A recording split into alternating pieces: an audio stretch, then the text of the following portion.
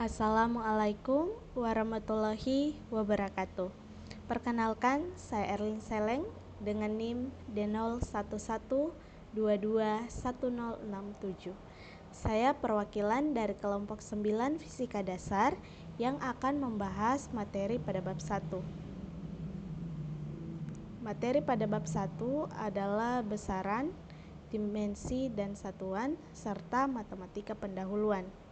Dengan mempelajari materi pada bab 1 ini, mahasiswa diharapkan dapat menyelesaikan soal besaran fisika, satuan dan dimensi berdasarkan standar internasional, dan matematika pendahuluan.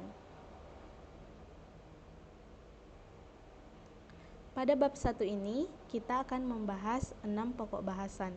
Yang pertama, pengertian besaran dan satuan. Yang kedua, besaran pokok dan besaran turunan. Yang ketiga, dimensi. Yang keempat, rumusan dimensi untuk berbagai persamaan. Yang kelima, pengukuran. Dan yang keenam, matematika pendahuluan. Pengertian besaran. Besaran adalah sesuatu yang dapat diukur dan dinyatakan dalam nilai satuan-satuan tertentu. Misalnya, mengukur massa sebuah benda. Mengapa massa dikatakan atau dapat disebut sebagai besaran? Karena massa dapat diukur. Sama halnya dengan volume. Volume suatu benda, volume juga dapat dikatakan sebagai besaran. Karena volume juga dapat diukur, sama seperti massa.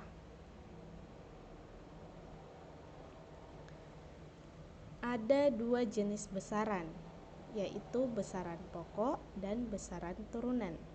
Besaran pokok adalah besaran utama yang dapat menurunkan sejumlah besaran lain dan satuannya sudah ditentukan terlebih dahulu. Kemudian besaran turunan adalah satuan besaran yang merupakan turunan dari besaran pokok.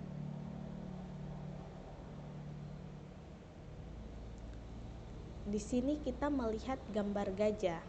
Nah, pada gambar ini kita dapat mendeskripsikannya dengan 2 besaran. Yang pertama besaran fisis dan yang kedua besaran non-fisis. Besaran fisis ini dapat dideskripsikan menggunakan deskripsi kuantitatif. Contohnya, tinggi gajah 2,5 meter, berat gajah 4 ton, kemudian panjang gajah 5 meter. Sedangkan besaran non-fisis adalah besaran yang dapat dideskripsikan menggunakan deskripsi kualitatif.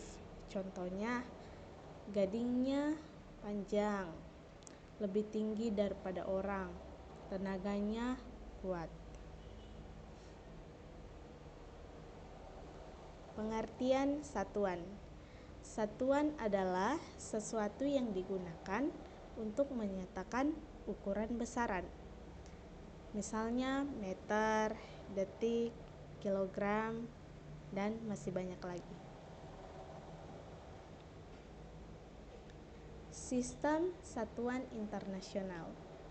Di sini ada meter yang didefinisikan untuk jarak yang ditempuh dalam perjalanan cahaya di ruang hampa atau vakum selama 1/299.792.458 detik.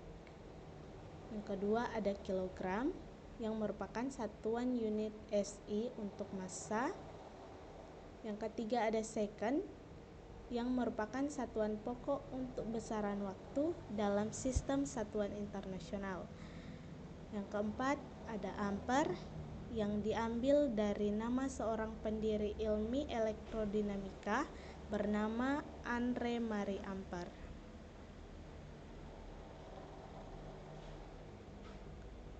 Kemudian ada Kelvin. Skala Kelvin dengan simbol K adalah skala suhu di mana 0 absolut diartikan sebagai 0 K. Yang keenam ada kandela yang merupakan unit SI yang mengukur daya dari sinar bercahaya yang memberikan arah dari suatu sumber yang mengeluarkan radiasi monokromatik sebesar frekuensi 540 kali 1012 Hz.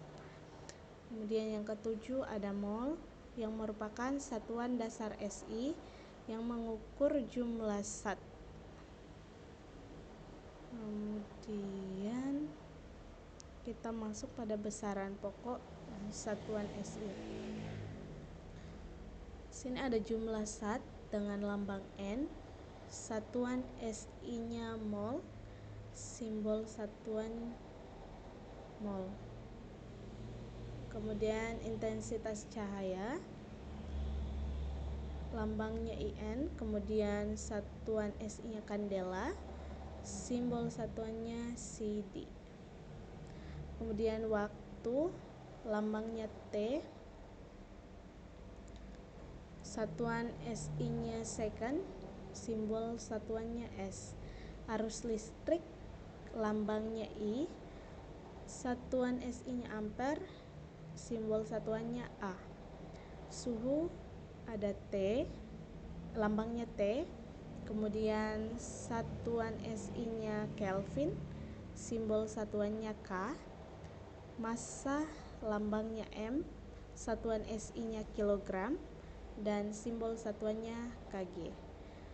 Kemudian panjang, lambangnya L, kemudian satuan SI-nya meter, dan simbol satuannya M.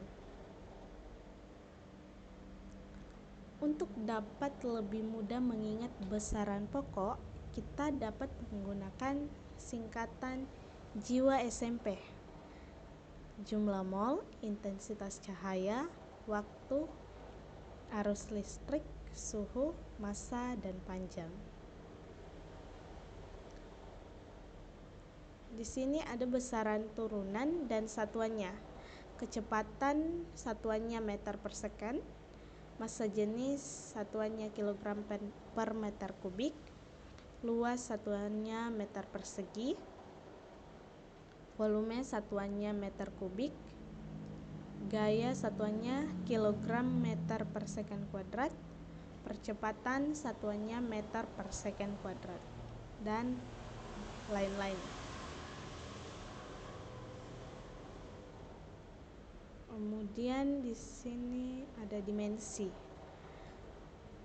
Dimensi suatu besaran menunjukkan cara besaran tersebut tersusun dari besaran-besaran pokoknya.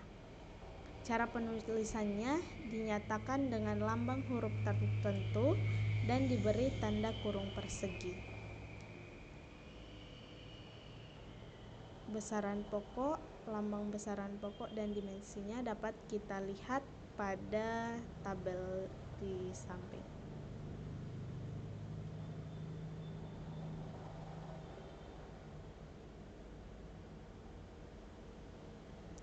Rumusan dimensi untuk berbagai persamaan. Nah, di sini saya mengambil dua persamaan, yaitu persamaan gaya dan tekanan. Dapat kita lihat dimensinya massa dimensinya M, kemudian percepatan LT pangkat minus 2, dan seterusnya.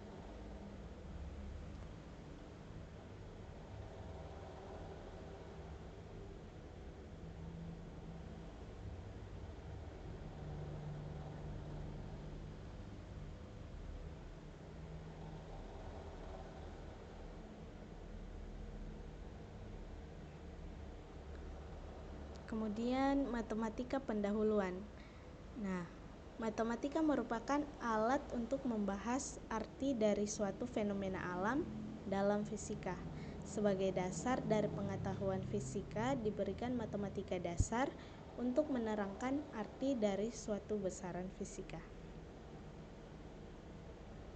ada fungsi dasar. Ada 4 fungsi dasar.